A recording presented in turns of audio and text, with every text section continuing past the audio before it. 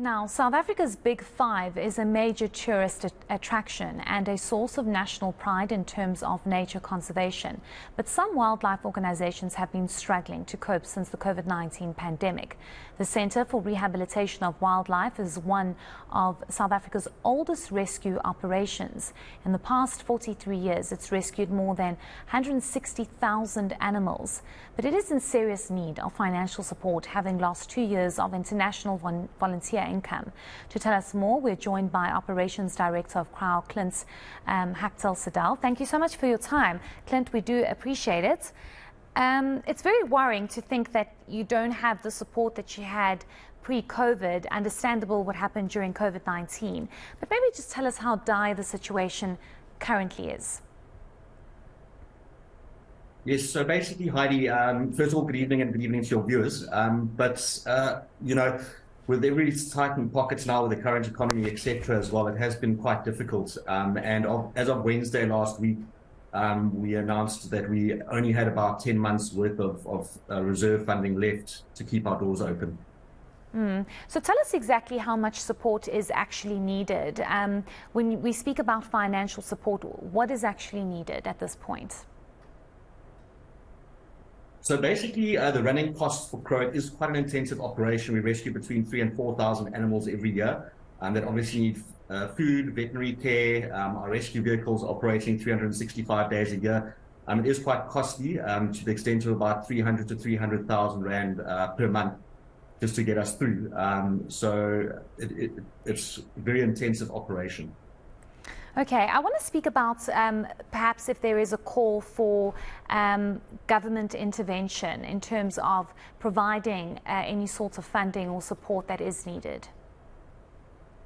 Yes, Heidi. So we are a non-profit organisation as well as a public beneficiary organisation, but we do not receive any funding from the government. That is quite unfortunate.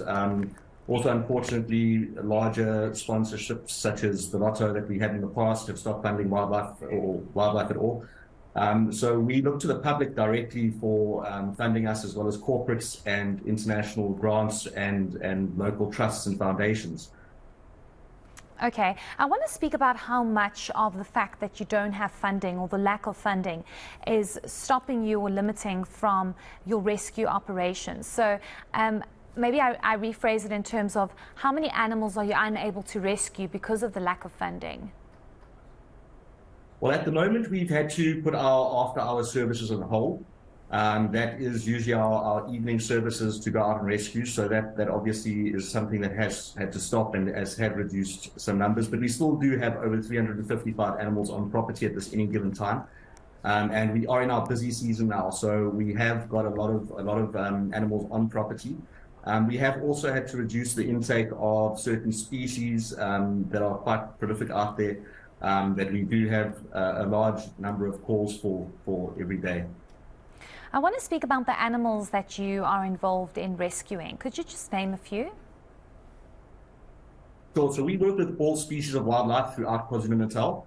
We've got permits for every single species, including our threatened and protected species, both marine and terrestrial. So you basically name it and we work with them. Anything from mambas and crocodiles through to the small duikers, baby shrews, and even your garden variety birds, antelope, all game species. So it's a vast number of animals that we work with, and all species, including, as I said, your marine and terrestrial species.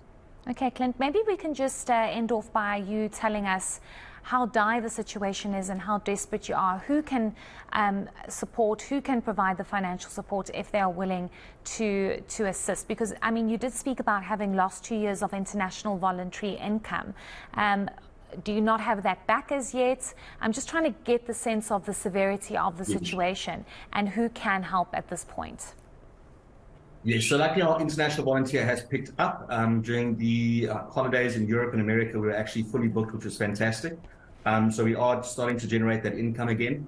But anybody can help, from the public to corporates. There is a corporate challenge that Taqweni Motors actually started, where they donated 100,000 Rand towards CROW, and they challenged any other corporate to assist, as well as donating through our website. Or you can go onto the BackaBuddy and our appeal is on BackaBuddy to help raise 350,000 Rand, which is really only 1 month's worth of income, but it gives us 1 month's worth of rescues, 1 month more releases, and it buys us much needed time to keep going and to raise the funds that are needed to go for another 43 years. So there's also our calendar campaign at the moment. It's been running for the past 15 years together with Compass Cares, and the calendars, our launch is actually on Thursday. We have 5,000 calendars that we're selling, and all of that money goes towards Crow. Okay, just lastly, where can people find you? Do you have a website where people can donate on the website? How does it work? Yes, perfect. You can go onto our website. It's www.crowkzn.co.za. Under the donate page, there's many different options as well as volunteering for Crow. And yes, you can also join our 1,100 Club, which is a monthly membership of as little as 50,000 Rand per month, which will definitely go a long way towards sustainability for Crow. Okay, fantastic. Well, we wish you all the best, and thank you so much for speaking to us this evening and highlighting the concerns that you have. Thank you so much. That was Operations Director of Crow, Clint Halkett-Siddall.